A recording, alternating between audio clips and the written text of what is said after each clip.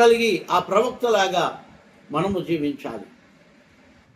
ఒకటి, ఎరుకో పట్టణస్థురాలైన రాహాబు దైవజనులను దాచుకునింది, అంటే దేవుని వాక్యాన్ని దాచిపెట్టుకునింది, అన్యులకు అప్పచెప్పలే. రెండవది,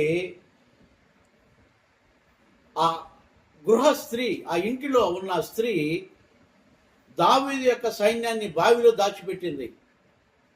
శత్రువు అయిన అబ్షాలోము సైన్యానికి అప్పచెప్పలే. ఈరోజు దేవుని వాక్యం ఎట్లున్న దేవునికి ప్రేమైన వాళ్ళారా,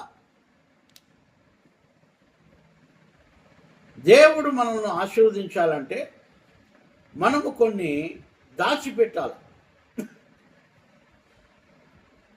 రాహాబులాగా ఆ ఇంటిలో ఉన్న ఆ స్త్రీ ఎలాగైతే ఆ బావిలో ఉన్న ఇద్దరిని కప్పి ఆ ముతక గుడ్డ వేసి వాళ్ళని దాచిపెట్టిందో, అలాగా మనం కూడా దేవుని వాక్యాన్ని మన హృదయంలో భద్రం చేసుకొని దాచిపెట్టుకోవాలి.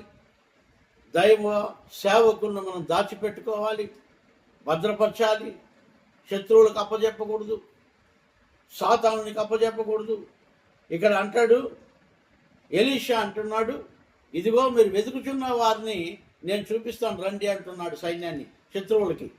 వాళ్ళు వెతుకుతున్నది ఎలీషానే వెతుకుతున్నారు.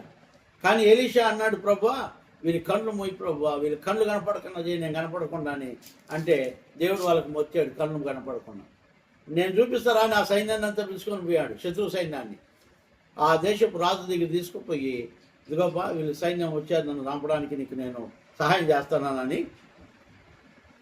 చెప్పి వీళ్ళ కళ్ళు తెరువు ప్రభు అంటే వాళ్ళ కళ్ళు తెరిస్తే ఎలీషా ముందరనే ఉన్నాడు, వాళ్ళ కళ్ళ ముందరనే. వాళ్ళకి భయం చుట్టుకునేది, ఇంత గొప్ప దేవుడా అయినా, ఇంత ఆశ్చర్యకరుడా అయినా అని. అవునండి, మనం చేసే ప్రతి కార్యం కూడా ఇలాగే ఆశ్చర్యంగా ఉండాలి. రాహాబులాగా, ఆ ఇంటి స్త్రీలాగా, ఎలీషాలాగా మనము దేవుని వాక్యాన్ని మనం భద్రపరిచే వారమై ఉండాలి. అందుకనే దేవుని వాక్యం